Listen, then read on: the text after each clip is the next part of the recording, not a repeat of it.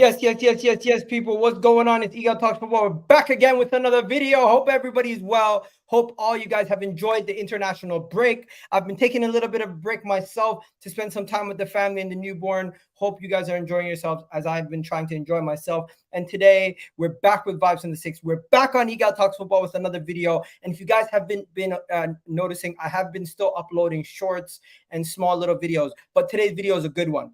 We got two Chelsea fans on. We're going to talk about the whole Pochettino situation. We got a Manchester United fan on, and we're going to talk about everything going on with the Antony, Sancho drama and the fact that their club seems to be a little bit in disarray. We got Alan in the building from Time Added On. Of course, if you haven't checked out his channel, the link will be in the description. We're going to be talking about Spurs, and of course, how have they gotten better without Harry Kane? Liverpool fans in the building in Ram, and they're being compared to Arsenal. Who's better right now? Arsenal squad depth or Liverpool's? We're going to get into this plus more. And I got a Real Madrid fan in the building, my boy Sam. We got to talk about who is the best transfer signing of the window across Europe. Is it Jude Bellingham? Is it Declan Rice? Is it James Maddison? I need to know. But guys, before we go any further, hit that like button, hit that subscribe button. And more than ever before, right now, I need you guys to comment if you're watching this on the playback or you're watching this live. I'm wearing a hat, but if you want to see the cut underneath, you know what to do. For now, let's get these guys in here. We got Ram in the building. Ram, how you doing, bro?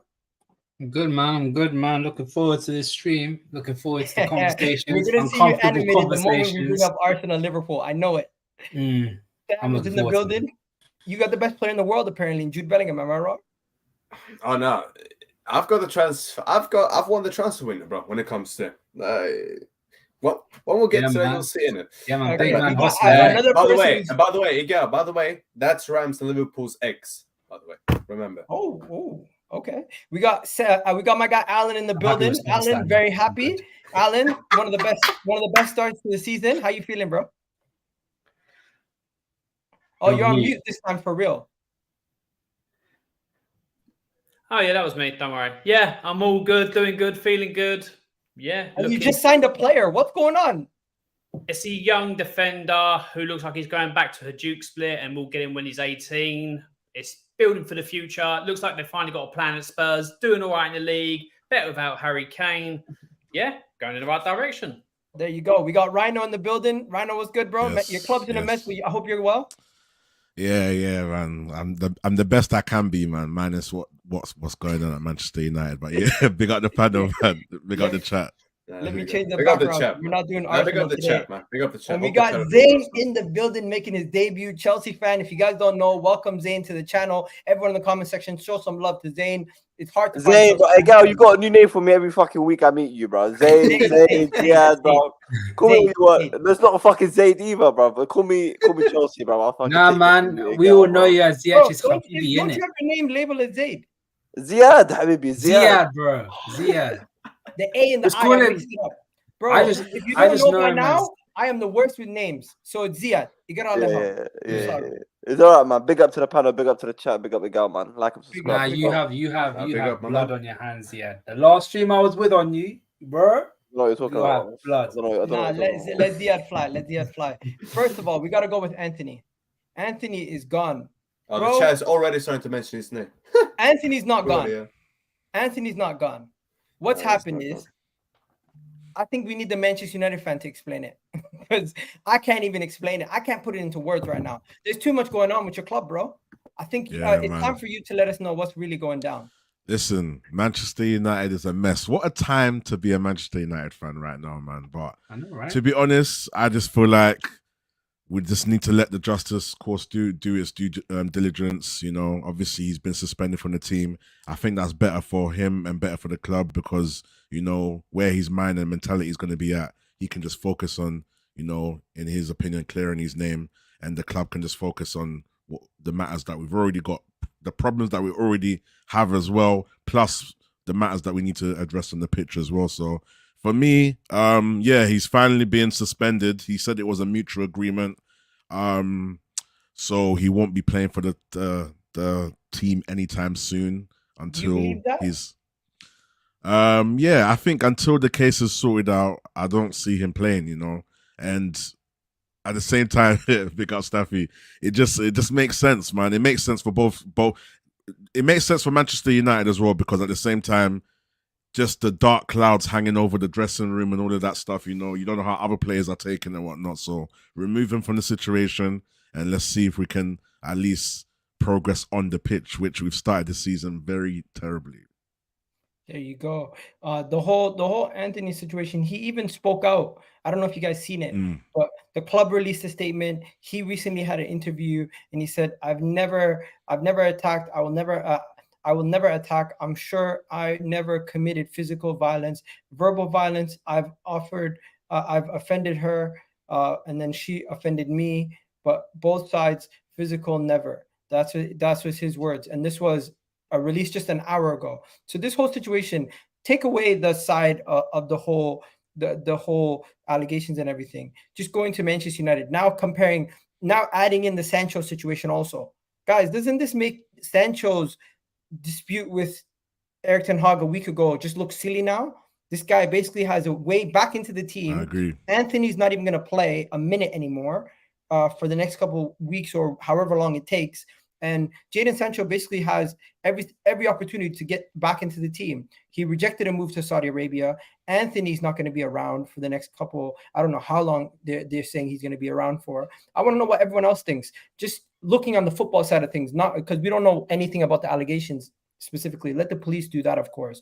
But with Manchester United releasing their nothing statement a couple of weeks ago, now releasing a proper statement where they're saying the player is not going to be playing. What's everyone's stance on this whole situation in addition to the Sancho drama? Because he's now said he wants to stay at Manchester United, fight for his place. Why didn't he just say that a couple of weeks ago? He didn't have to do all this hoopla, right?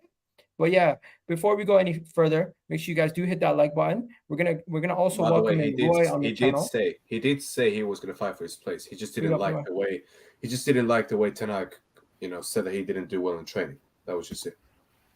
I want to know, anybody else have any different take than me on this? Because I think these two dramas kind of coexist now.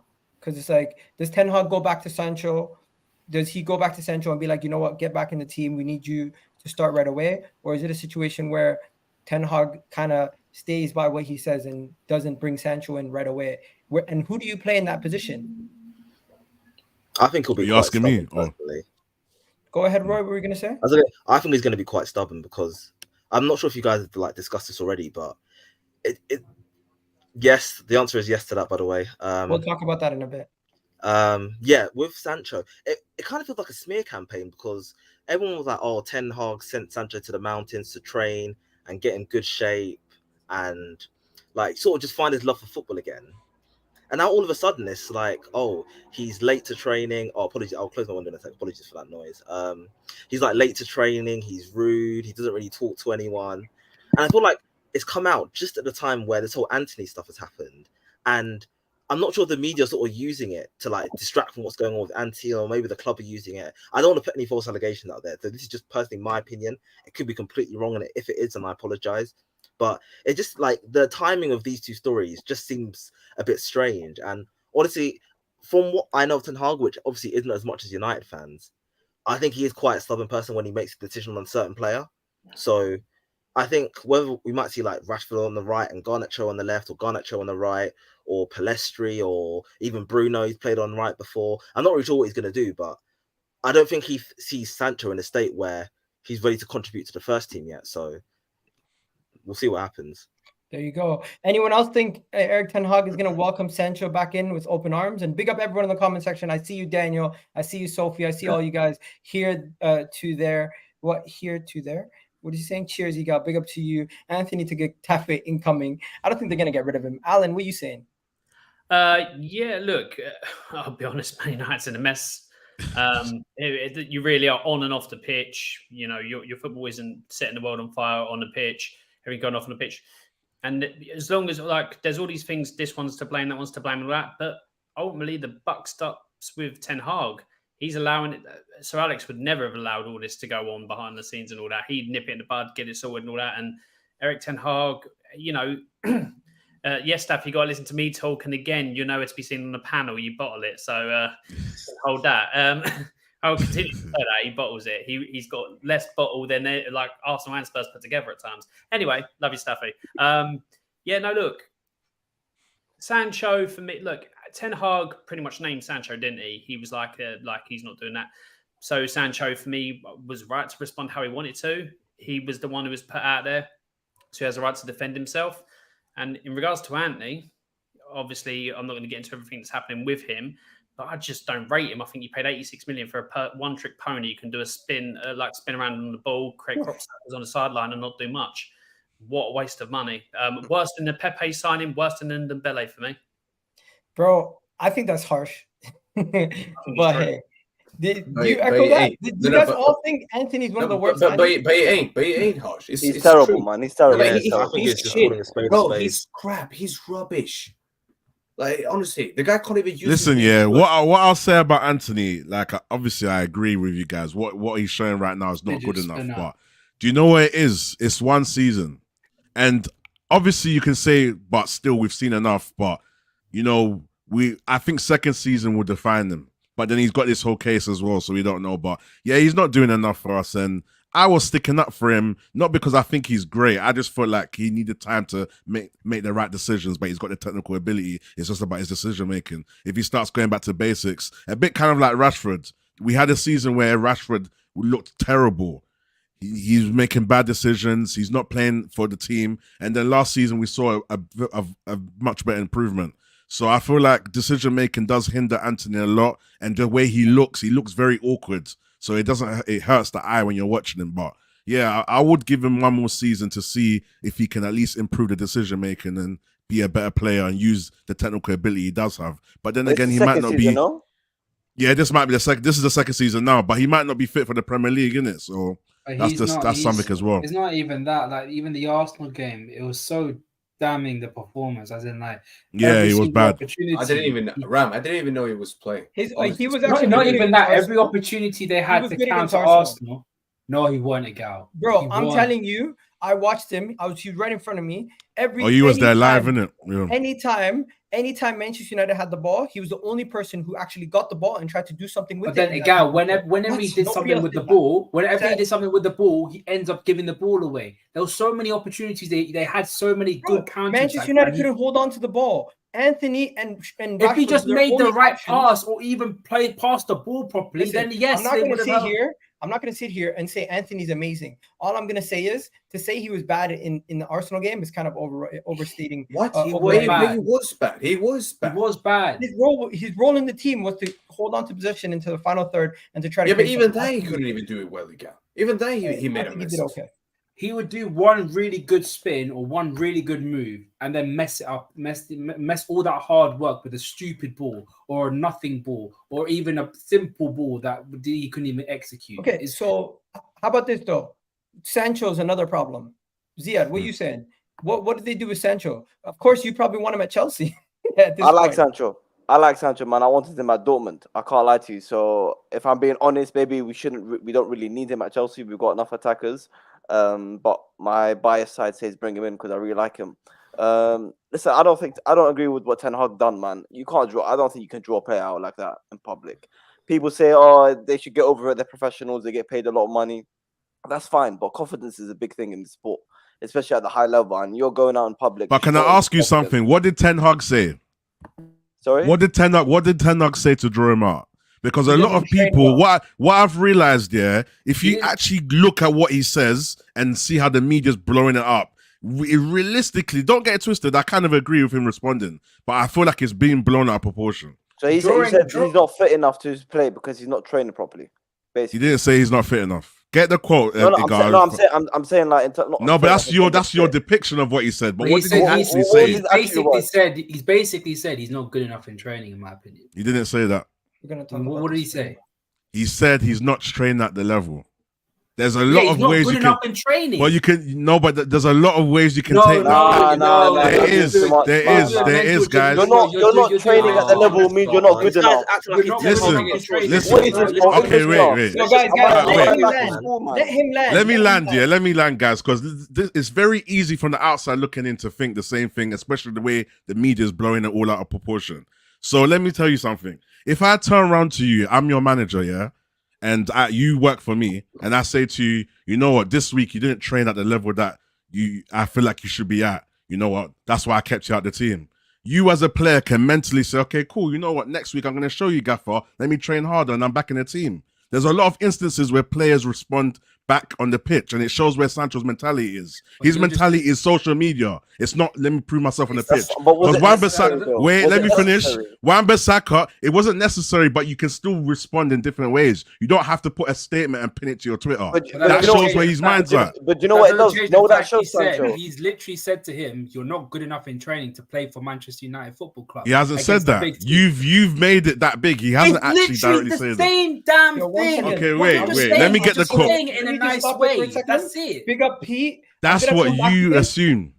I'm gonna come back to this, Pete, because we're gonna talk about this later in the video. I'm not ignoring your super chat. I'm just gonna come back to this in a second. But everybody here, right now, what do you guys think Ten Hag said? Because I can get the exact quote for you guys. Get the exact quote. Because what Just he get said. just get the quote. Just get the quote. Okay. Yeah, get the quote. Let me get. Ten Hag was talking about training. Did he specifically say he was not training good enough? What did he say? I'm gonna find it now. From what I remember, he said he's just not training at the right level at this moment in time, and that changes from week to week. You've had players that perform good one week and perform bad the next week. It doesn't mean that they're generally bad players. They've had a bad hit and form for that week. So you can easily, all of us here can read it however we want to read it. And I understand where you guys are coming from with Ten Hag go on. said, Jadon, on his performances in training, we did not select him. You have to reach a level every day at Manchester United, and we can make choices in the front line. So for this game, he was not selected. For this game, see, so that's what I'm saying. You could just say for this game, you know what, he didn't do his thing. You know what, let's go back again next week or whatever. So what I'm saying, there's easier. Right, though. The Mandem are basically saying he said he was not good enough. He did. No, you guys said he's not good enough for Manchester United. You're not good enough for the team. No, he's not good enough to play for Manchester United in a big game against Arsenal. Remember, that's your assumption of what he said. That's the way you've assumed. Okay. No, it's not. I got the video. I got the video. Let's play the video. Can you guys hear it? No, it's quiet. I think it's quiet. What about now? Egal, you could be done for copyright, bro. Yeah, copyright. Be careful, bro. Don't play it up. Yeah, bro. It's not the match game. HTV. If you copyright me, it's fine. Don't worry. Performance on the training, we didn't select him. No, you have to reach a level every day on Manchester United, and we can make choices in the front line. And so for this game, he wasn't selected. Okay, so you can't deny that. That's basically what Ram said. Well, what he's saying, listen, at the end of the day, you can sit here and you can Ram, you literally said the same thing. You can switch it all you want. I'm saying it how Mourinho would have said it. Yeah, man, you can switch it all you want, but at the end of the day, Sancho's clearly taking that personally, right? Otherwise, he wouldn't put a quote out or whatever you want to put in the tweet. Okay, he said himself, "I feel like I'm the scapegoat." So it's more than just this little comment that Ten Hag made. Okay, there's more behind the scenes, and clearly Ten Hag. And he said the same things that Dortmund. He said he used the same word scapegoat. He said these same things before with England, everything. So you have to look at. Sancho's got a personal, like, it's got. Do you know what it is? Yeah, I don't want you guys to mistaken me defending the context of how you take something, innit? But it's true. We can all take things differently. We can take it bigger than it is, smaller than it is. My thing is, obviously, if Ten Hag later on, maybe, you know what, Sancho wasn't his player. It could all be that maybe in the long run, he's trying to get rid of him. I'm not disputing that. But at the same time, you have to look at both sides. You can't always just look at one side because you, in your heart, feel like that. When you don't know realistically what the context is, we don't know what's happening behind the scenes. So let's be realistic as people looking from the outside in. We don't know the full context. If we think one way, we should also think the other way.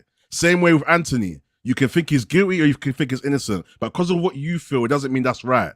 There's always two sides. That's fine. Bro, because of what happened to Antony, I think what Jadon Sancho did is stupid. But if he would have left to Saudi Arabia in summer, when Saudi Arabia bid on the final day on loan, that would have made sense.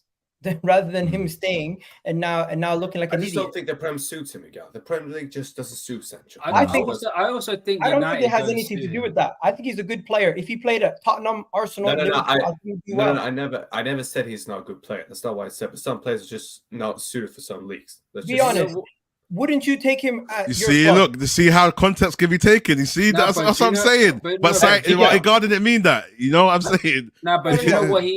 know what he benefited a lot from Dortmund that he doesn't get from United? He was very Possession. cushioned. No, he's very cushioned. As I like to say cushioned. cushioned.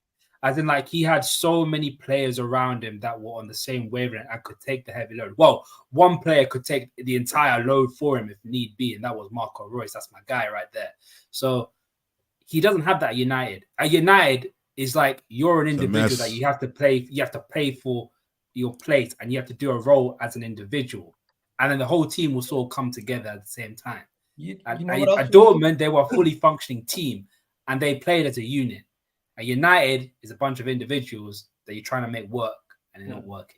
That's how I see it. Let's get into the second part of this because Yo, there's Egal, also- one thing. This guy down, this guy in the comments here, who's seen it constantly calling me out. What's this guy? This spam guy. bro, don't Yeah? ignore them, bro. No. Egal, This is this what guy, you're doing him what he wants. every stream, this guy comes in and he wants to chat. Yeah, this is what he wants. He wants you to Broski, react. like, Don't do it, Ignore every him. stream, this guy comes in and wants to chat shit about my name. bro. Just, Guess what? Sam, He's don't let him watching rattle you, man. Don't let him You're rattle his you, Sunday bro. entertainment. Allow it, not Roy. Don't do Every it. time he comes in and he wants to chat to me, like, I bro. genuinely Guess don't what? understand. Guess what? You want Real Madrid to win every week, but sometimes you cuss all your players. It is what it is. Let's keep it moving. Big up Pete. Pete says, who hits the door first between Poch and Erik Ten Hag? Because I agree. I think both of them are under massive pressure. Ten Hag, man. And What you before I It's go not to even either one second, before I go to either of you guys down there, which is your clubs, of course, I'm gonna go to Alan first and go through the top row so we can talk about it. Then you guys can jump in because it's gonna be interesting to hear what you guys think. So Alan, you're what you saying, saying? so you're saying they're both under massive pressure, but they're under massive pressure for different reasons. Erik Ten Hag's had a season, had a team that he's been able to get some people in who he wants like spine and add to it. Pochettino's going to be under pressure because I'm sorry, Chelsea fans, you got a clown of an owner who thinks he's just playing Monopoly, throwing money at everything, buying everything. You've had so many people come in, so much money spent in the last 16 months. How is he meant to play? Like, how's he meant to get? I couldn't disagree more. Well, it's fair enough. You can disagree what you like, but I'm just stating. No, the he truth. agrees. He agrees. Yeah. No, you agree? no. I couldn't disagree more. Okay, but Oh. well, I'm sorry. Everything I'm saying, when you've had about over 20 plus in the in free windows come in, over £1 1 billion billion. spent, it's changing the entire time. How can you go to a manager, deal with that?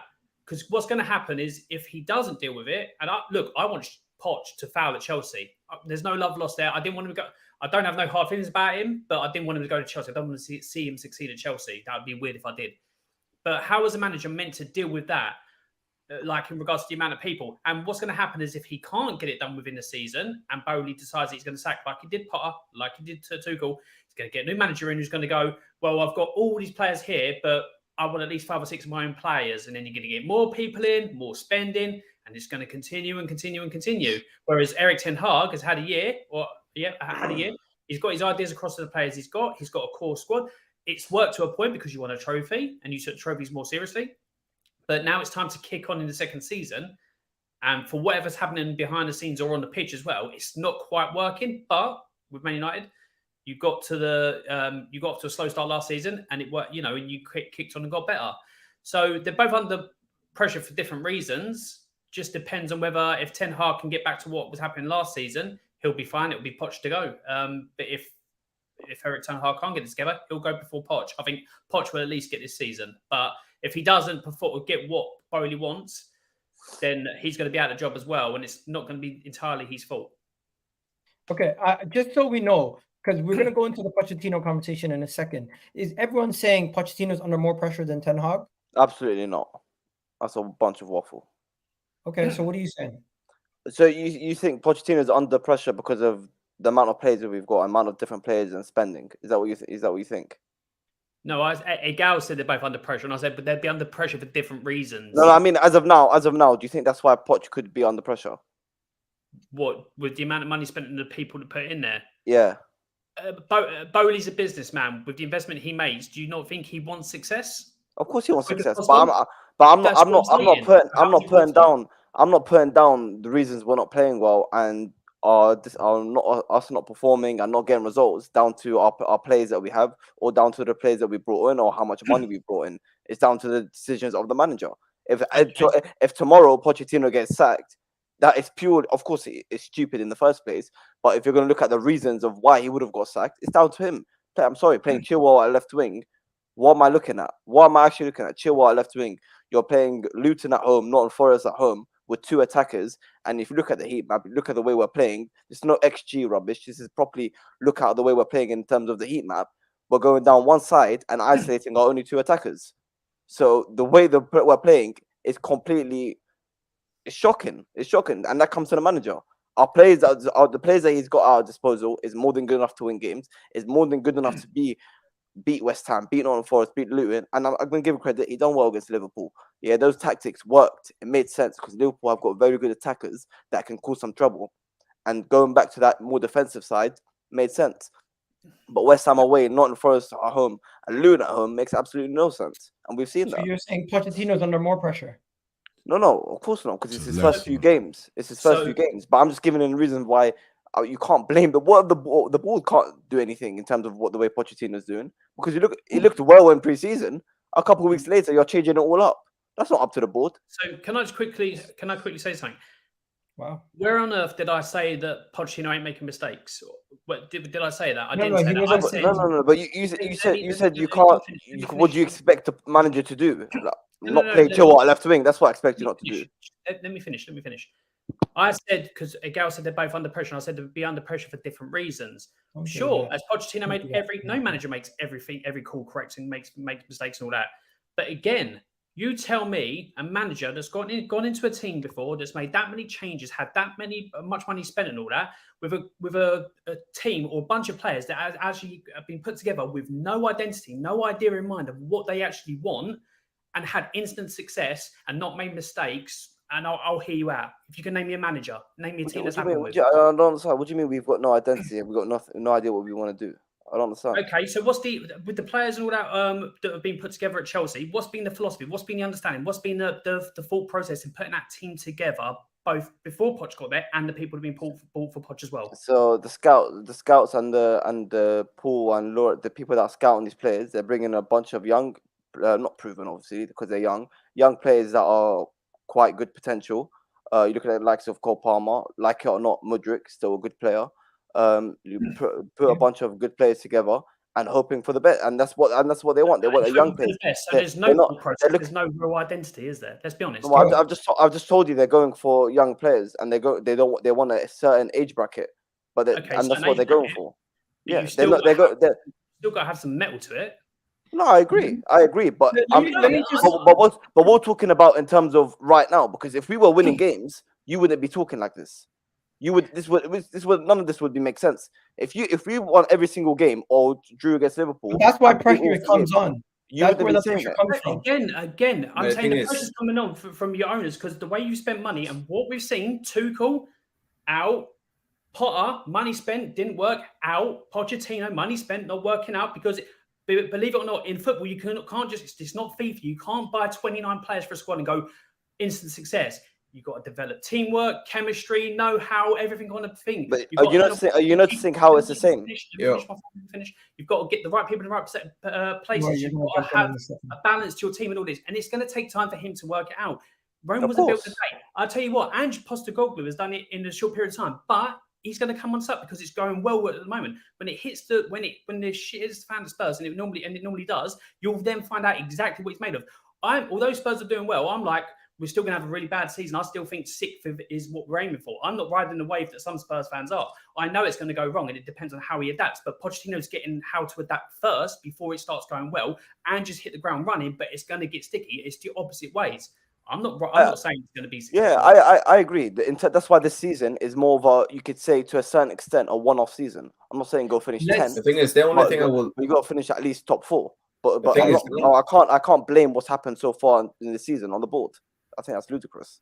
Okay. I'm just gonna bring Roy in. 1 second, guys. I'm just gonna bring Roy in because I feel like everyone's kind of moving past the Ten Hag thing. Is there anything else to say on that? I don't think so, because I know he's under pressure. It's his second season. It's his second season. He's bought players that he wanted to buy, that he's coached before. He's got to perform. Otherwise, He's maybe got to he shouldn't have been improve from last season. I don't know how we'll compare someone at his second season to someone that's had 4 games. You're on mute, bro. Oh shit, my bad. I was gonna say, I think Ten Hag's pressure basically stems from the fact that he got third in a trophy last season, which most people probably didn't expect, and now he's expected to kick on. Whether that, you can say that means title challenge, you can say that means get closer, you can say that means win maybe more than one trophy this season, or at least defend the Carabao Cup. So that's where the pressure's coming from, and they haven't really started particularly well. But obviously, Poch's pressure comes from the fact that the club he's at are known to be very, very impatient when it comes with their managers. They spent a huge outlay and are eventually expecting results. So for you to just suddenly like lose to West Ham, lose to Forest, draw with Liverpool, which I think was a good result, and they beat Luton, which was a struggle in the first half. It was only 45 minutes in the second half where we actually showed that we were actually the better side, because until then it was a very, very stale affair. But I think Ten Hag's definitely under more pressure because he's been there for longer, and the expectation is United have to kick on now. You have to be getting a lot closer to City. You can't be losing 7-0 at Anfield, 6 for the Etihad. You can't be conceding 4 to Brentford and all these terrible results that they had. Like, you got to be saying, City coming to Old Trafford, they're not leaving with anything. Arsenal come to Old Trafford, they're not leaving with anything. We're going to Anfield, we're not going to get embarrassed. We're going to try and leave with a point, or even 3 if it's possible. So they really have to kick on and cut out all the terrible results they had last season. But then on Pochettino's side, like I was saying before, yes, we had a terrible, terrible season. Yes, we had a terrible, terrible season. Damn. I was waiting to mention this, Roy. Roy, come on, You know man. what? You're better than this, man. Do you You're actually better than this, Roy, man. My Roy, thought do you process actually behind that. My thought process behind that was, I'm not gonna lie, I did know it was gonna stir a bit of trouble, and I like to be controversial, so that was part of the reasoning. However, this is a manager who I had no interest in hiring whatsoever. I did not want him at all. I knew he was a subpar tactician. I knew he was a meaty squad builder. I knew he had meaty talent ID, and I knew that ex-Spurs links in a Chelsea job it was going to end badly. So I did not want him under any circumstances. And so you just don't like him, then? No, I don't think he's a good manager. Like, so that explains why you want him out after 4 games. No. Why I want him out is because all my concerns that I had with him before he joined us, the tactics not being good enough, the squad building not being good enough, the fact he's got no balls on him, like his talent ID, I don't think is fantastic. And trust me, I read very much in detail about how his time at Spurs aged when their players who got to their peak, he extracted every single drop out of them, how that developed. Like, sorry, I don't know, this might give you PTSD, Alan, but like you sound like Vincent Janssen and Davinson Sanchez and all the Kevin Wimmer as well, and all these other really, really shit players. And that was on Poch because Poch had done so well. He had the keys. Like, he might not have had the finances, but I refuse to believe Poch could not have rebuilt that squad better than he did. And he did a very, very poor Well, you job. just said that he didn't have finances. How much is that, Alan? I swear. No. Like I said, that famous clip of Caravan level, bro. The guy has spent like 20 million in 3 years or some shit, bro. Look, he had one season where he didn't get anyone. That is criminal. However, the players that he did get, they were poor. It was poor recruitment. And Alan, like I said, correct me if I'm wrong, but when Poch did that well, he had the keys. He could have demanded who he wanted. Yes, there were price limitations, but I refuse to believe there weren't good, cheap players that were there for him to recruit to Spurs. And that rebuild went badly. And then shit hit the fan. And I think it was 1920 where he got sacked maybe around December time. And that showed that his rebuild it wasn't what it should have been. I think, isn't it too early? I honestly don't know what I'm hearing. I think Roy needs to look a little bit deeper into the history of things, because Poch famously said about a rebuild at Spurs and that he was restricted funds, and he said, okay, you give me the perfect stadium, but there's no point in putting building an amazing house if you're just going to put a bench in there. He said about putting the extra money in. Yep, and Dembele was his shout and all that, but he didn't get much else after him, Dembele. That didn't work out. I agree, not all of his talent ID was good, but then how much was it down to him or the club? Because he was famously said at once as well that he's a coach. He doesn't have say of getting players in. They get brought in for him and he has to coach them. So again, look, I believe you have to brush up a little bit on you know how. But I agree, he's got his flaws. I think if he gets it, like, because he can work wonders with a young team, a young aggressive team on the front foot, which you've got. He can work wonders with that. And again, the guy in the middle, apologies, my first time meeting you, mate. The first season under Spurs, people think he just went in, got fifth, and then kicked on from there, was a thing like that. No, for the Villa game in October, November, there was talk about him being kicked, but then it clicked and it worked, and obviously Spurs went on from there. Did we get over the line with any trophies? Absolutely not. That's something else he's got to be held accountable for. So Pochettino has his goods and has his bads. The team, the players you've got, when he gets it right, you've got the right squad for him to kick on with. It depends on if he does click and it does go on, which is yet to be seen. I'm not saying he's been perfect. He's been far from it. If he does kick on, where does he go from there? Because the funds for this time will be available to him. If he can't get over the line with a Chelsea team with funds, if it's going well for him like he did with Spurs, then that's on him. If he does and he gets backed and he kicks on, he backs and he wins trophies at Chelsea, then it'll be like, well, Spurs had given that to me. Maybe it would have been different. Maybe we might have had a Champions League or a Premier League in the back which we fell short. Only time will tell. It's a hypothetical because it hasn't happened yet. But he's got his pros, he's got his cons like every manager. He's just. Do you know what Alan knows? I understand if what I just said. Before you go, I just want to read. He says no European football is failure. You guys all agree there, right? 100%. Obviously, yeah, 100%. But like I was saying about to Alan, like obviously my knowledge of Spurs wasn't perfect. I'm not a Spurs fan. I wasn't literally living, breathing Spurs at that point. Yeah, just based on what I read. Yeah, you are.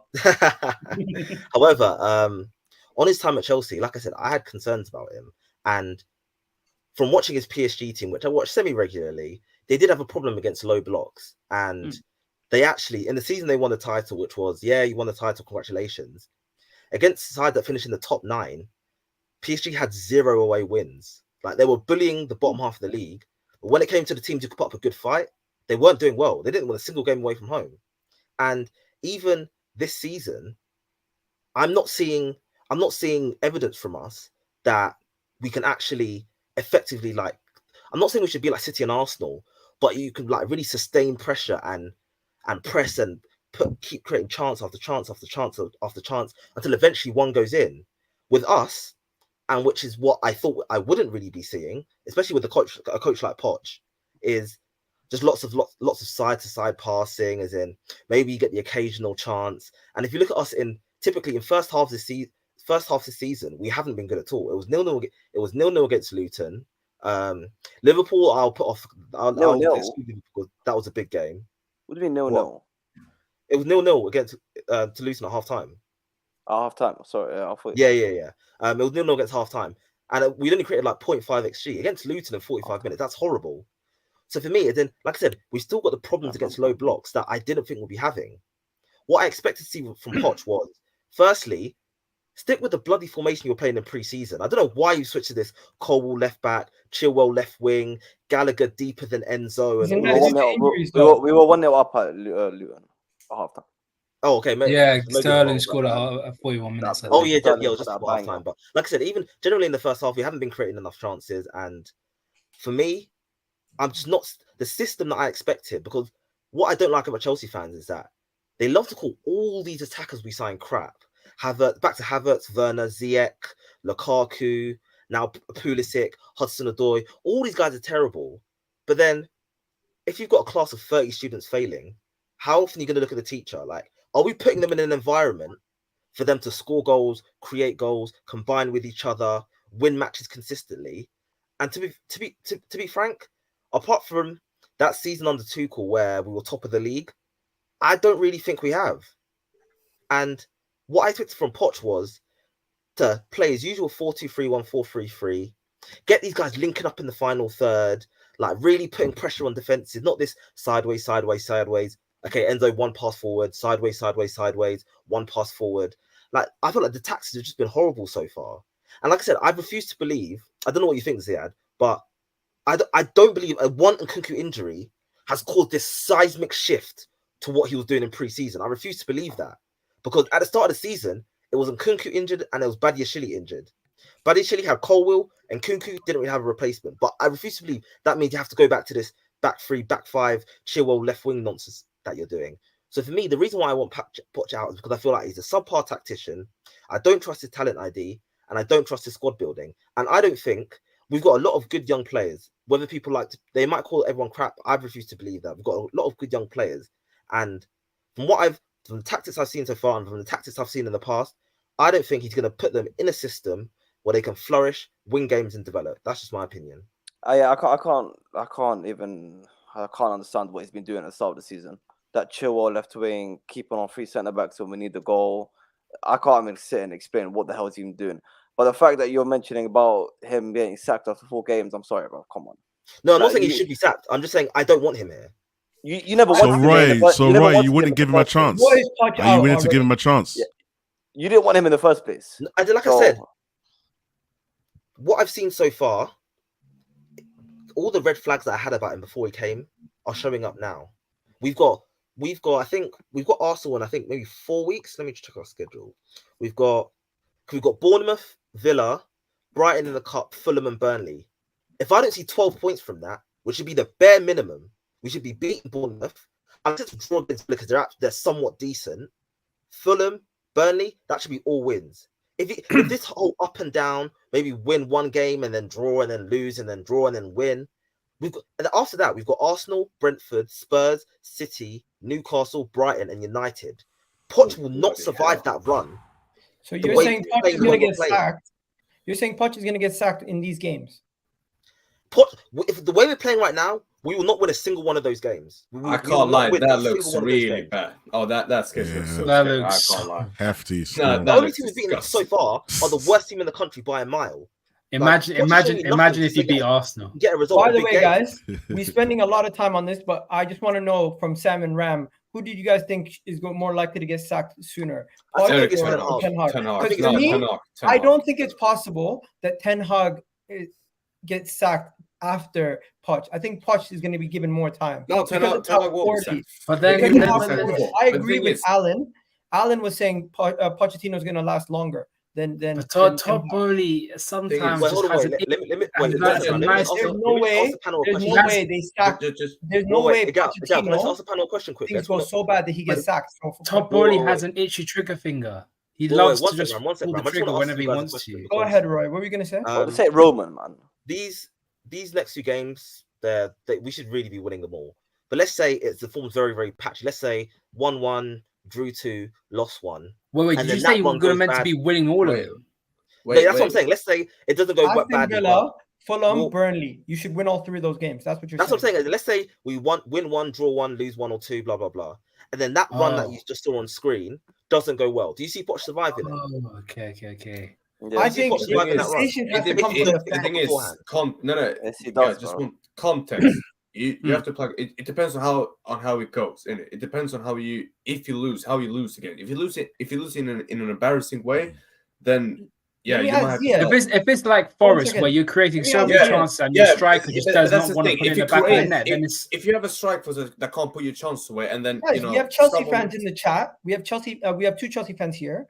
Roy has made his case that he doesn't think he's going to last. Everyone in the comment section, let me know if you think he's going to last. And Ziad, I'm going to ask you, if you guys lose, say, 2 out of your next 4 games, going into that Arsenal game where you have a big bunch of tough fixtures, and say you come out of that with a lot of drop points in those fixtures also, could you see a situation where come January, Pochettino sacked? No, not at all. Even with you guys not winning many point games from here on.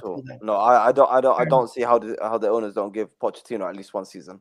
Of course, if it's a Potter situation where the guy wins 2 in 20 games, then that's a different situation. But just stop playing this chill white left wing shit, man. Please, for the love of God, stop doing it, and you'll be fine. Literally, we've seen that we've got the players to play a 4-2-3-1 or 4-3-3, whatever you like. We've got the players to play what he wants to play and play well. We've seen it before. We've just brought in Cole Palmer, a good player. Just play the normal standard, what you're comfortable with. Stop going, experimenting, and it's clearly not working. But I don't see him he should at least get the season. Can I ask a quick question? Obviously, not to you. If you guys haven't said it, then that's fine, right? But because I don't know, personally, but I remember when I can't remember who the manager was, but you guys had obviously you had the Chilwell and Reece James thing where they both got injured, and Chelsea fans were like, "Our season's over because our wing backs are done. Our season's over." You were relying heavily on them. So Chilwell now being pushed higher up where he can do the same thing. And obviously, like, is Reece James out injured or is he still playing? So you've given injured. Reece James back now. If you've got a Chilwell that's now higher up the pitch, when he was doing it great back a couple of managers back, where he was like being able to get in and assist, and when he got injured, your season was done as well as Reece James. Why is it now that there's an answer? Alan, there's an answer for that. Playing left Chelsea wing and fans playing left were wing back's not chatting the same. shit. Chelsea fans What are were you talking chatting about, shit. man? What are you talking about? Chelsea fans were What are you on chatting about? shit. So Chelsea fans were overhyping. So you're gonna deny? Are you gonna deny Reece James and Chilwell on the 2 court? You're gonna deny that? If they're meant to be that great in front of goal, surely they could do a job in right. Well, are we gonna sit and say, that's nonsense, bro? Are we gonna sit? What You lot are chatting shit, man. Are we gonna sit here? Are we gonna sit here? I would love to see Trent in right wing. No, you wouldn't, because Trent's not a fucking winger. Are we He's gonna? got no dribbling qualities. He's got no 1v1 qualities. You can't Ram, create separation. Are we gonna sit here? Trent is a right back. Let's see it Bro, are we gonna sit here and say playing left wing back and playing left wing is the same thing? Get the fuck out of here, bro. He's baiting Get out, guys. man. Don't listen to him. Guys, Don't make me laugh, man. Don't I make me just laugh. wanna know- Ram, it's not you, Alan. It's Ram. Alan, I want to tie a ball on said a this. sentence that I haven't said. Where did I No. I'm Ram. I'm talking about Ram. I'm talking to Ram. Fair enough. Yeah. Guys, Unless he's trolling or something. I Guys, don't know we what gotta he's move doing. on. Okay. Rhino, you there, guys bro? are too easy, man. Yeah, I'm here. Bro, I'm just gonna ask you: is Ten Hag? Do you see Ten Hag getting sacked this season? To be honest, I don't. I don't see him getting sacked because he's got enough credit in the bank to give him a chance to work it out. You know, last season was very key. You know, we can talk about how good the league was and all that stuff, but fact of the matter is, during the whole saga with Mason Greenwood, during the whole saga with Ronaldo's interviews and all of that stuff happening, he still got the team to a place where they could win games and they can make it through. So I think, he's got credit in the bank. Big up. And everyone in the comment section, big up to you guys. We got 204 of you guys, and you guys all voted for this next topic. The next topic, if you guys haven't seen, have you guys seen this interview, this video? It was Roy and Addy who were speaking about Liverpool and Arsenal. I'm going to play a little bit of it so you guys can understand what we're going to be talking about. Man City 4 from 4. They start slow. They've obviously started fast. Give them the trophy. Yeah, Give them the trophy. What, Manchester City? You think it's a wrap already? Manchester City have won the Premier League. It's a wrap already, isn't it? No. Haaland scoring. De Bruyne was injured. Didn't miss him. They're just frightening. No. We know. First of all, have Man City already won the league? Everyone, be honest. You guys think Man City already won the league? You can't win the league after 4 games. But I think that's ridiculous. I'll still say it's City and the rest. I think that first statement. I think they will win it, Egal, but they haven't won it yet because I think it's ridiculous to write off everybody and to say Man City already won the league. His statement when he's like using the first 4 games as a premise is a bit stupid. But we're gonna get on to the second part. Just stay on the Man City part. A lot of people are already saying Man City wrapped up. They're gonna win the league. I'm asking you guys, after 4 games, does it look like no one's on their level? No, look. Right now it doesn't, but like I said, it's only 4 games. It's too early. Technically, no one is on their level because no one's got 100%. The only reason let Alan jump in. He's struggling for his life. Yeah, no, it's only 4 games in, so I'm not gonna get ahead. You know, you can't really say they've won the league and all that. Let's be honest. Their first season under Pep, they started really well. I think they won 6 of their first 7 games, and then they end up finishing 3rd. So I know it's the first season, but what I'm saying is, it doesn't all necessarily matter. I've seen teams start season well, lead for long periods. No disrespect to Egal, I'm just saying, and obviously lose at the end. It's not like they've started well and they've started fast, which I did say was going to happen. I was told a couple of months back that Man City were going to be nowhere near it, or like, you know, struggling to get to stay in the title race because of the people they're losing. I said they will buy. And they've bought Doku, they've bought Gavardia and all that. They've bought Nunez. They've bought players into fill the gaps like I knew they would. And they've started the season well. It's up to people. It's up to teams to grow a set and be like, we've got to stop Man City rather than Man City throwing away because they tend to not throw things away now under Pep. Let's hear the second part because this part is the part that's going to that triggered a lot of people. We know that there are twists and turns and there is an unpredictability to the Premier League that makes it so beautiful. Do you know who's going to be their biggest challenge? Arsenal. Liverpool. It's not Liverpool. It's Arsenal. I think deep down, I think you know it's Liverpool. I don't care whether it's Liverpool or Arsenal. No dog in this fight whatsoever. If it's Liverpool, fine. If it's Arsenal, I mean, I'd rather it with Liverpool. I'd rather Liverpool win the league than Arsenal. But Arsenal are better placed. They are more ready. They have a better squad. And crucially, their season started in the 90th minute of their 4th game of the season. The team that they are off you the think back. Arsenal have a better squad than Liverpool? Better squad. Yeah, Addy, this isn't my opinion. This is just a fact. so- You're taking so- it personally so- because no, you're a no, Liverpool I'm not fan. taking it You personally. are. I I'm can just see saying, you've got a you glint think in they your have eye. a You're better kind of squad? you're charging at me. I No, can I'm see not that there's an charging issue at you. here. I'm just First of all, before we go to a better squad, who does everyone here think is going to challenge City this season? No one. I want to go in order. I think it's Arsenal. No. Ram? No one. Okay. Sam? Both will challenge, but Liverpool will fall off. Okay. Alan? Who's going to be our City's challenger this season? Both will be. Look, I said Liverpool sort out their midfield, which they have. It's going to take time. They're not going to be perfect, but I think they'll be massively improved. They'll be there or thereabouts. And Arsenal, obviously, you've improved your first team. I think your bench is the same. You've not improved massively for squad depth, like to the level you want, but I still think you'll be there or thereabouts because the football you play with the team you've got, you're better than most. So it's going to be both of you challenging, but it just depends on how close you can get. Rhino, what are you saying? Who are you picking? I would say both, but I think, in my opinion, I think Liverpool are going to edge it. I think people are sleeping on Liverpool, man. Fair enough. What are you saying, Ziad? None of them, only City. Okay. And Roy?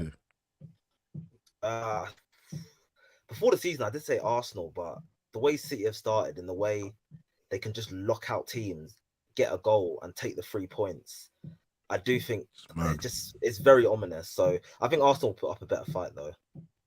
All right, fair. And then now we're going to go to the final point. This was the final point. His final point is Liverpool's squad is better. Asking a question. You think Arsenal have a better squad? So it's don't immeasurable. think of the 11. I'm talking from 12 to 18. You think they have a better squad? It's not even debatable. Oh, stop it! It's not even debatable. Yeah, of course it is debatable. I don't like Arsenal. I don't want to fight this fight, but Arsenal obviously have a better squad than Liverpool. No, they don't. Of course they do. They're bringing on Emil Smith-Rowe. We're bringing on a Darwin Núñez. First of all, that's a lie. Emil Smith-Rowe hasn't played 1 minute this season. But I'm going to show you guys the 2 11s, okay? And the squad depth. Now, this is a tweet that I posted. Now, we can both admit no one really needs goalkeeper depth, right? But we have 2 quality goalkeepers. Well, we trump you 100%. Defensively, I say we have a better defense than you by far. You guys have Van Dijk, Konate, Simican, Robertson, and Alexander Arnold. Everything else is a massive drop off. Where we have at least serviceable bench options with Zinchenko. Timber obviously is injured, so don't include him. You got Jakub Kevor, Ben White, Gabriel. I'm still not convinced with Kivio. I don't rate him. I really don't rate him. I don't care if you don't rate him. A lot of people don't rate Simican also. I'm just saying. Well, Simican. This is a serviceable backup. Yeah. Your 8 midfielders, I rate 3 of them. And then you go to the midfield. Liverpool got Thiago, McAllister, Curtis Jones, Endo, Bajiktas, whatever his name is. I forget his name. Szoboszlai, Gravenberch, Harvey Elliott. You go to our midfield. Who do we got? Fabio Vieira, Odegaard, Havertz. Emil Smith-Rowe, Jorginho, Declan Rice, Partey. Don't even include El Neni because he's not going to play a minute this season. And then we also have academy players. But that's our midfield. I think our midfield's better, but that's up for debate. Some people are actually putting Liverpool's midfield ahead of ours. The only thing I would give Liverpool is their attack is probably more reliable names, where some people don't. A lot of people don't rate some of our options in Eddie Nketiah or Nelson, of course, right? Besides Jesus, Saka, Martinelli, and Trossard, those 4 are the most rated. But Eddie's had a good season so far. Reece Nelson was one of the most impactful players last year. No, but again, that's not the point. Compared to our attack, because you have Salah. Because you have Salah, he's the biggest outlier there. But really and truly, I'd rather have my guys. Sorry? Yeah, because you have Salah, he's the biggest outlier there. But really and truly, I'd rather have Jesus Martinelli. I'd rather have Jesus Martinelli and Saka going forward than what you have. Jota is a better striker than Jesus, in my opinion. 100%. I agree with that. By the way, hey, I'm giving you the attack. I'm giving you the attack, but I think we have a better midfield. No, because I think you need to put some more respect on our. I think a lot of teams, barring Arsenal fans, actually respect our attack. properly. Liverpool's I know attack is crazy. It's United mad. fans do it. Even to an extent, I've heard so many Madrid fans say that they respect our attack, as it is very, very good. Listen, I said you have a better attack. I said you have a better attack, but the reason why you have a better attack is because you have a player that's better than any of our attackers in Mo Salah. It's the depth, Egal. Ram, it's fact. Liverpool's attack is scary. You have to rate like Salah is basically the. But it's not just. But hold on. It's not just Salah. Let's just cut the bullshit. Darwin Núñez has been good. Jota is there. Gakpo's there. Diaz is there. Let's just be fair now. Okay. It's not so just my point is, what does everyone think? To their point, do you think Liverpool have better squad depth than Arsenal? That's Arsenal the main have the better first 11. Liverpool have by far the better. Arsenal definitely don't have the better first 11. What? We don't have the better first 11. They have the better first 11. No, do you know what? I want to rephrase this. I think Arsenal have a more reliable squad than us. I think our squad is very injury prone, very injury prone, and I think because we play a certain brand of football, it's very hard to consistently say that we won't have major injuries. Probably barring Mo Salah, I don't think we're gonna go through the whole season injury free. I think that's fair to say, in my opinion. But if you talk about quality, is not very too far between each other. Nope. Yeah. Ram, I think Liverpool have, in terms of, if you look at both squads, me personally, I think first 11 wise, Liverpool have a better first 11. Like, if you look at the quality of players in the first 11, I think Arsenal's system is superior to Liverpool's right now. But in terms of just purely personnel in first 11, come on, Liverpool have got like 4 world-class players in that team, 3-4 world-class players, plus lots of top players on top of that. But in terms of the depth options, I think, with all due respect, Ram, you've got more crap players in your depth than Arsenal do. Arsenal have mostly serviceable players. Liverpool have got Gomez. It's whether which one actually turns up. Because look, you could all say that it was crap last season, but the season before that, people were saying Matip was one of the best centre backs in the league. No, but we're looking at 2023 now. Ram, he's fallen off a cliff. He's completely it's 2023. Yeah, I get that. But again, Ramos anymore. It's just really. Is really what's it called? You don't know. That's what when I say reliability comes across. Sergio Ramos is not a top defender anymore like that. Are you gonna disrespect my legend now? Bro, I'm just saying, there's guys can fall off over the years. It doesn't mean but hold on. I just said the guys dropped off massively. I don't think you're gonna see that match again. I'm sorry. It comes back to my original point: reliability. At the end of the day, it's just whether I agree with you, reliability, but also another thing, your midfield, which is the heartbeat of your team. You still have there's still a big unknown on Endo, and the youngster, what's his name? Bajcetic. How do you pronounce it? Bajcetic. Bajcetic. I don't think Endo or Bajcetic are reliable at this moment. I don't think that. It's lone 6. This is a big one. I think. It's going to be a make or break on whether we're actually going to compete this season, is whether we could actually implement this total football into Gravenberch and turn him into a 6. If he turns into a 6 and does very well, then I'm saying we're going to challenge. But it's a big if. It took Partey a whole year, and he's more experienced than Gravenberch. I got a hot take on one player plus Liverpool. I personally think McAllister is very overrated. I think he's a pretty bang average player. Nice technician. Wow. But apart from that, like I said, what do you mean by bang average? I just don't see what is that standing trait. Let him land. Bang average. I don't see. McAllister. I just see a pretty average footballer there. I just see a good player. Because, like I said, I don't think he excels at anything. I just think he's just average at everything. Like I think he's a very good passer of the ball. You know what? I think, like I said, and his vision is very, very good. I feel like his vision is good at a lot of things, but he's not great or elite at anything. Because if you look at how he plays as a 6, he's not good defensively. As a 10, I personally don't think he's creative enough, and the numbers will show it. And just as an all-round midfielder, I think you're basically just getting Gundogan from Wish. Wow. That's harsh. What the fuck? Well, if you're telling me about a Gundogan from Wish, well, the guy that made Gundogan's career is my manager. What the fuck did you say, bro? McAllister. Yeah, I don't. No, but even if he says it's Gundogan from Wish, my manager made Ilkay Gundogan. So I know Gundogan's a fantastic player. He could do a little something with McAllister. The thing is, I would have taken him on Madrid. You have to be pretty damn good at everything like he was. And I just think McAllister is just good or average at everything, personally. You know what? We're going to know by the end of the year. But Roy, are you saying he's going to be benched by the end of the year? Or is he going to I'm not saying he'll be benched. I'm just saying as a player, I don't really rate him that highly. Miguel, who is he going to be benched for? If Thiago gets fit again, Thiago can easily bench him. Thiago, a guy who's never fit. Thiago's not fit enough. And Roy, if you're talking about in terms of learning of someone to play a role, guys, he's got the gone way perfect too teacher. far off the topic. Let's bring it back to Liverpool Arsenal. So I want to know from Rhino, what are you thinking, bro? The two teams, you've seen it. Who do you think is the better team going into this season equipped?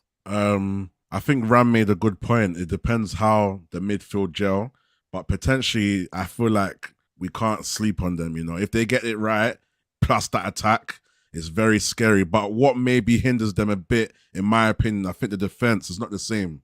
Yeah. Something's missing from the defense like they used to have. But yeah, but Arsenal systematically are much more cohesive. So it's interesting. So it's hard, man. It's a very hard to pick between the two.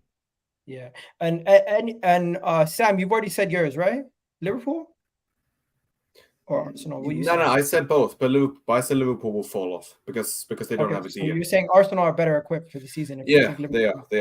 Ziad, you're saying neither. But who's better? Liverpool don't have a DM because we took both of theirs, but you had to get that planned out, bro. And by the way, stop saying Endo DM. Stop. Like. I don't man like Endo boss Germany. Rams. Let's Rams. get some credit. Rams. Guys, man like Endo. We're gonna run out of time. If I wanted to get through this quickly. Well, one thing I will say about Arsenal, if I better go back to the way he was playing last season, man. He did against Man United. Yeah, let's keep it up. And it still wasn't that great, to be fair. I still don't think Arsenal were that great against United. But yeah, he's got to stop this inverted party shit, man. Just go back to the way you were playing, and I think you'll be all right. Liverpool don't have a DM because we own them. So yeah, Arsenal. There you go. I think you're gonna get blocked for saying some madness. Anyways, keeping it moving. Let's continue. Everyone in the chat, do me a favor, hit that like button right now. I'm gonna say this, guys. I don't think we have time for everyone to explain why. But Roy, who'd you go with, Arsenal or Liverpool squad?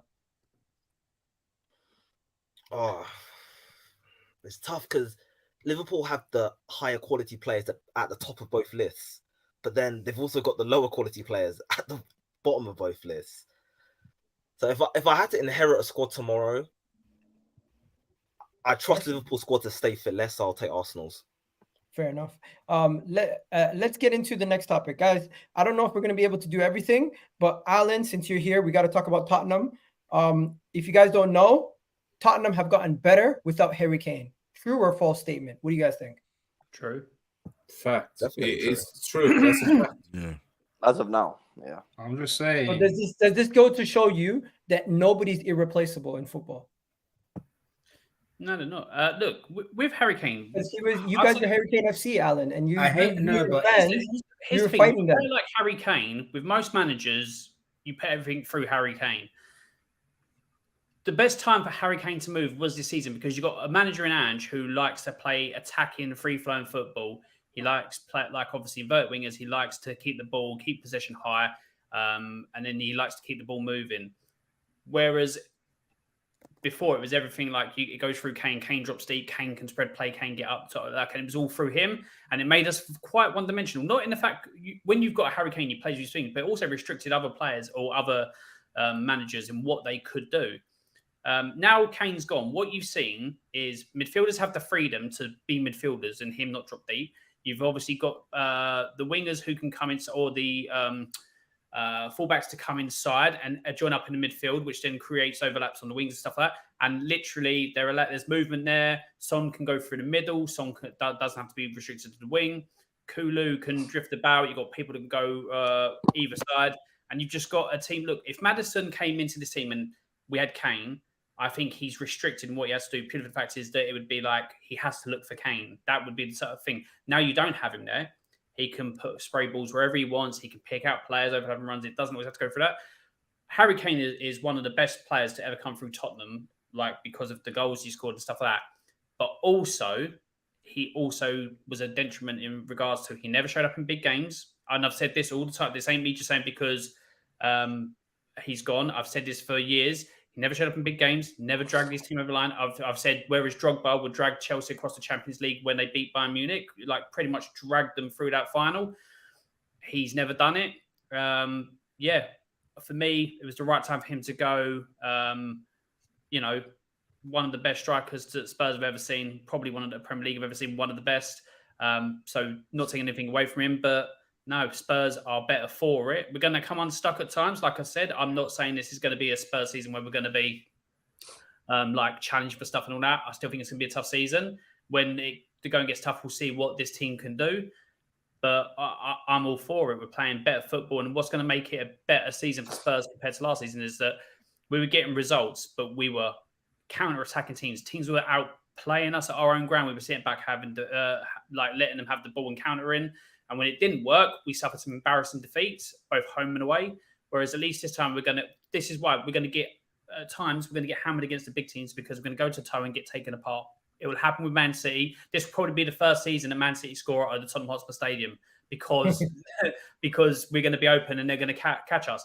But I think we're going to have enough over time for the season to get the results we need to finish top 6. Anything above that for me is a bonus because we're going to improve on last season, which will mean European football. I'm very annoyed that we didn't take the Carabao Cup more seriously. That's on Ange. That's a massive mistake, and he is to hold that, own up to that. And Richarlison, yeah, he's just absolutely not doing it. He's one of them. Like I thought he could get a couple of goals. He still plays for Brazil, by the way. Not doing it. He was a waste of 60 million. I always said we overspent for him. And it's just not happening for him. So he can go. He can go. Where did Spurs finish last season? 8th.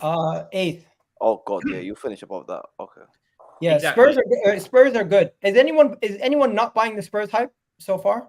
I asked where they finished because I feel like they'll probably finish in a similar position, just that in a better way, if that makes sense, more than just. No, they finish above Brighton this year. Yeah, I feel like they'll probably finish in the top 6, but I thought they'll probably finish like more or less the same position as they did with Kane, just more as a team, you know, as the manager showing a player way of playing and whatnot, than just relying on Kane to score 30 goals. Yeah. So guys, this comment is so good that I feel like forget that topic. If Spurs can get that good without Kane, could Liverpool get better without Mo Salah? Yes, of course. As if we do our business right. Yeah, I don't like to you say offered 300 million, you didn't take it. They didn't offer 300 million. But Egal. They didn't offer 3 million. Yes, dollars. Egal, say it right. Dollars. Ram, just one thing. Just exclude how much money was. Again, that was at the last day of the transfer. Spurs sold Kane in the middle. They had time to buy players and replace exactly. Bro, I don't care. I think Liverpool should have sold Mo Salah. Yeah, but Egal, they can sell him next season. They can sell him next season. They're not winning the league this year. The thing is, Egal, the one thing I would say, Ram, just 1 second. I swear to God, you guys sell him at the end of the season for less money, or he gets injured or something happens and you guys end up selling him in the end of the season for less money. You're going to regret it. You're going to look back in the summer and say, why didn't we sell him for more? Because we finished in the same position we were going to finish without him anyways. How do you know that we're going to say? But if you guys challenge, do you have like an alternative universe where we actually do those things? Everyone here, hear me out. What we do, if Liverpool challenged this season for the league, then keeping Mo Salah was worth it. If Liverpool do not challenge for the league this season and they get back into Champions League football, challenge, win. 1 second, win, bro. Okay, so you're making my point. I don't believe you're going to win the league this season. If you're sitting here telling me you believe you're going to win the league this season, or you're going to challenge, win trophies this season. Okay, so Liverpool winning the Europa League is good enough to keep Mo Salah. You guys all agree with that? And compete, and also win a domestic trophy. Then yeah. No, you're asking. I don't think that's realistic. If we compete, win the Europa and win an FA Cup. Is that not a good season? No. Yes, I don't think Liverpool. I don't think Liverpool. Liverpool's not. What the hell? I don't think Liverpool. I don't think Liverpool after a transition season. I don't think it's a transition season. It's not a good season for Liverpool. It's not given the circumstances. We can't go into the Champions League, can we? Can we automatically go to the Champions League? You don't win the league. It's not a good can't. season. One It's not a second. good season, Does I'm everyone sorry. here believe Liverpool are going to challenge this season? Because No. Hold on. Egal, I just said they will, but they will drop off because of this. They won't challenge with no a DM. drop off is a but drop off when? that's my point. In They will drop December? off because of That's not a challenge. No CDM. That was Are you no- saying Yeah, drop yeah, off yeah. like we did last year in So April? Egal, hypothetically. Right? let me respond to that. Yes, but they will drop off much earlier. Okay, so then that's not a title race. If it doesn't go to the later half of the season. Okay, hold on. When did you drop off? In which month did you then drop off? Bro, like the last month of the season, there were 3 games. And I'm saying in March. That's what I'm gonna say they're gonna drop off. That's not a title race then. Manchester United dropped off in February, March. They got laughed at. You remember that, right? Oh, come on, Man United. No. Man United is a complete different story. Man United were top of the table in February, bro. They lost the league to City by 10 points. What? They were top of the table in February. Since when was Man United Were they not top top of the table after like 14 games? They weren't. Yeah. No. When was it? How many games was it? Was it in January? What season are you talking about? The season, early season, Last when you season, finished second, where you were top of the table for a couple weeks. Last season. Oh, when Wasn't that like Christmas or something? Bro, it was around Christmas for our. So my point is, if we're gonna sit here and we're gonna say Liverpool this season with Mo Salah are gonna be competitive on all fronts, then fair enough. Okay, But if you want to do hypotheticals, Egal, if we get say 200 million in the summer, would that be good business then? Given the fact that he brings in around about 170 million for a 31-year-old Mohamed Salah, you never know if you're going to get that kind of opportunity again to sell him for that type of price. No, but we're doing hypotheticals. We're doing hypotheticals now. Going into one second. Going Going into a new season without having time to replace him. I understand. Because it's not a yes or no answer. Bro, if you tell somebody, sell your house right now for $1 million, yes or no, that's a yes or no answer. But asking somebody about a football question is not yes or no. Everybody here because I let you ask you if we sell him next summer for 200 M's, would that still have been a good decision? Yes, to keep because you sold him. You kept him for a year and you sold him for 200. Look, time will tell. Time will tell. One second. I'm talking from experience. I had Alexis Sanchez and Aubameyang, who we had big offers for in the summer. 6 months later. But do you know what the difference between those two players are? Those two players did not have the attitude, and they forcibly did not want to play for your football club. Bro, most Alexis Sanchez, he actually wants to play for Alexis Sanchez and Aubameyang, both of them at the time. They disrespected your club and your manager. Listen, every club has had situations like this.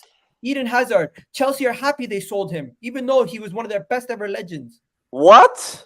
Weren't you guys happy you guys sold him at the time you sold him? You got no, I don't care if we got 0 million for him. I would have rather him stay at Chelsea. I don't care about that money they gave us. They're happy about the outcome because I will never ever forget. I will never forget that 100 million for that bum. It was more than 100. Yo, watch your mouth, man. That we mean bum, bro. It was more than 100 million. No, he is a bum. I don't give a shit. No, but it's not. You're a bum, bro. You're not a bum, bro. I want to know right now. Hold on. Just like your club. Yeah, just like your club. Respect Hazard. Just like your club. We're not 12, bro. We're not 12, man.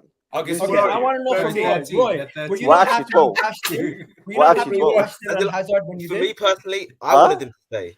Of course you want him to stay. There was no money. I don't care about no money. When you got Eden Hazard at your club, I don't care about money. My eyes on personally, so I wanted him to stay. Bro, however, when you got with a year left, and I just one thing. I can't say I was happy he left. I can't. No, you can't say that's a howler, man. Go ahead, Sam. What are you gonna say? But just back to the topic. Just one thing. One thing I will say about Spurs: if they get one big injury, Alan will agree here. It's going to be a huge drop off. It will be a huge drop off. I think, Alan, do you agree with that? It depends. If it's Madison, for example. If it's Madison, like you with Jude Bellingham. If it's a Doji, if it's Romero, those areas. What was that? Sorry. Oh, that Van de Ven. No. Egal was just saying, like us with Jude Bellingham, and I completely agree. Okay, yeah, no. So Madison, there's no one to replace him. That's a big drop off. Basuma would be a drop off. I'm not going to say any because you do have Betancourt to come back from injury, but ACL you got to wait and see how he comes back. Doji has just been I forgot. Yeah.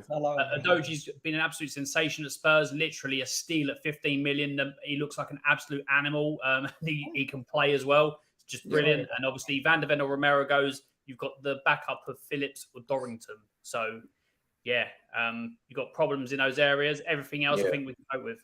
Yeah, You know what? I think everyone can, but guys, I kind of got to wrap this up in like a couple minutes. So before we go, I'm just going to ask you guys, is Jude Bellingham the best player in the world right now? No, he's overrated. Whoa. Hey, hold on, one second. Overrated though. What are you on about? Okay, stop. What are you Egal, let me Are we overexcited? Let me speak. Let me rephrase it. This season, has Jude Bellingham been performing as the best player in the world?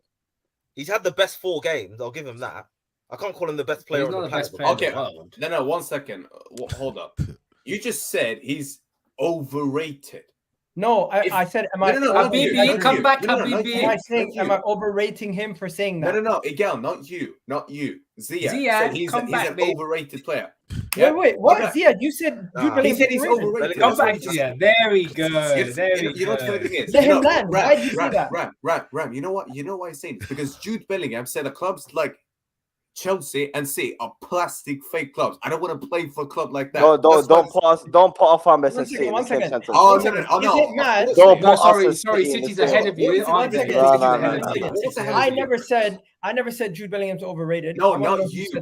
No, Zia said it. Let him land. Why did he say that? We let Roy land earlier. Let Zia land. Maybe it's too far, maybe, but I do feel ever so slightly. I honestly don't see as you know, one of the best midfielders. It's probably one of the best midfielders in the league, but that's in the world. Sorry, that's because of I don't think the bar is that high right now. Okay, but no, I don't think his attributes are there as much as other players in the midfield. Okay, so he's like a Lampard regen right there, bro. When I've watched him, he's basically your Legends. Okay, regen. hold on, 1 second. Who? Let me just. Zia. Bellingham. It's whose region? Yeah. Lampard's. And that's why he's overrated. That right there is why he's overrated. That's exactly. You're calling fucking Bellingham the. Are you having a laugh, bro? Because he's definitely not like Steven Gerrard or Ballack. No, hold on. More like Lampard than those. You're calling Bellingham then like Lampard. Yes, from a guy that watches Bundesliga football. I know, and he's overrated. I'm sorry, he's overrated. He ain't. Okay, 1 second. You just compared him to fucking Lampard, bro. 1 second. Hey, okay, so he's overrated because of comparison. 1 second. Because of that example right there. But you guys compared Hazard to Messi. Yo, Egal. Who did? Who the fuck compared Hazard to Messi, bro? Oh, okay. Nah, Egal, don't do that, bro. Who the fuck compared Hazard to Messi? Egal, 1 second. Go ahead. Yeah, with all due respect, this guy just won the La Liga Player of the Month, yeah? And look how many. Oh, no! You're not gonna do that now, yeah. You're not gonna do it. You have to pay respect, yeah. And number 2, look how many games he's won for us. I think he scored in every single game, hasn't he? Yes. Like, and he's won me so many games. Like, you can't sit here and tell me. Right now, he's the signing of the summer. Right now, he took the number 5 shirt as well. Right now, the guy is the signing of the summer. Oh yes, he's the signing of the summer. Yeah, he is. Yeah, the only one because of a few. No. 1 second. I think you're saying that because of the hype. I think you're saying that because of the hype. No. 1 second. Bellingham, someone like Bellingham to a club like Real Madrid scoring last-minute winners, the hype is going to make him the signing of summer. Look at Maddison at Spurs, bro. Hold on. Exactly what I was going to say. I'm sorry, bro. Are you comparing this? You're talking about hype. You're jumping on the train. Performances. I'm talking about. You're talking about train. Bro, I promise you right now, if Bellingham wasn't getting those last-minute, second, whatever tap-ins with the goalkeeper spending it in front of him, no one would be talking about Bellingham right now. No one would be talking about Bellingham.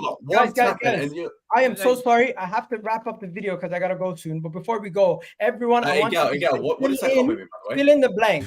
Jude Bellingham is, for me, a superb footballer, and he's probably one of the best midfielders.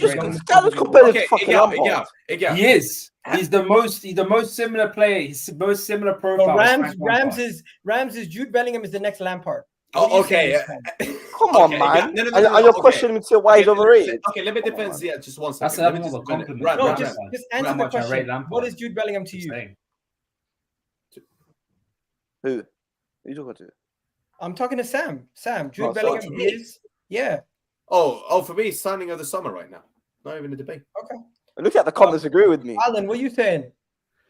My man said, Odegaard, Jude. Are you mad? Jude Bellingham is. No, that's smoking. Jude Bellingham is a great player, but he's not signing in the summer. He's not signing. Yes, he is. Who's the signing of the summer? Oh, don't you dare say Madison. At the moment, it's Maddison. Oh my word. Okay.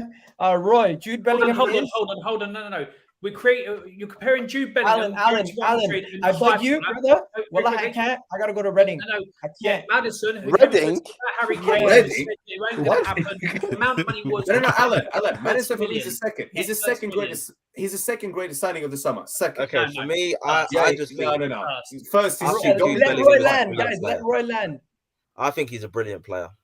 That's all. He is But the guy that's compared to Tell fucking him, Lampard, bro, Roy. What are you talking Tell him, about? bro. Tell him. Yeah, Like I said, compared to some Lampard. people underrate him, Ziad, some people overrate him, Ziad. but he's a brilliant player. Ziad, what you saying? Thank you, Roy. Thank you. Listen, I'm giving you my humble opinion from when I've watched him and the way people are talking about it. Ram, prime example. The Donny compared him to fucking Lampard. Bro, I'm gonna.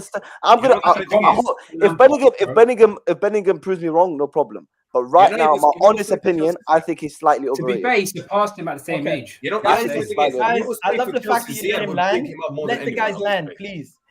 Finally, Roy, Jude Bellingham is No, I said a brilliant player. It's Rhino. okay. Rhino, Jude Bellingham is.